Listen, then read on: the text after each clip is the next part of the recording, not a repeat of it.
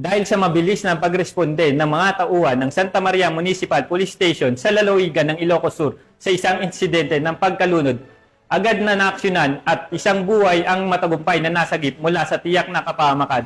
Narito ang magandang balita na ihahatid ni Police Staff Sergeant John Del Supremo.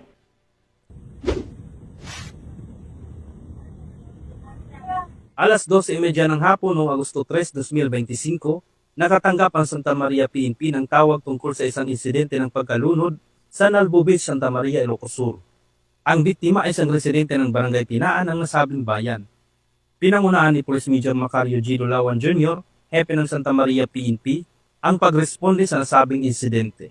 Agad namang tinulungan ni Police Chief Master Sergeant Larry P. Bundami ang biktima at nagsagawa ng CPR na naging resulta sa muling paghinga ng biktima.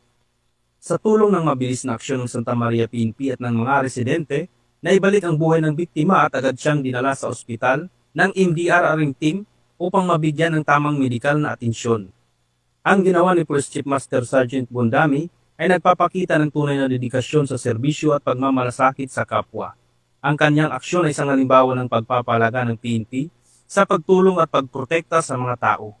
Dahil sa kabayanihan ng mga kapulisan at ng mga residente, ang biktima ay nasa ligtas ng kalagayan. Isang patunay ito ng matibay na relasyon ng pulisya at komunidad na sa oras ng pangangailangan, sila ay laging handa at nagtutulungan. Mula dito sa PKJ Ilocos Region, ako ang inyong PNN correspondent, Police Staff Sergeant John Del Supremo, alagad ng batas, tagataguyod ng Balitang Pulis.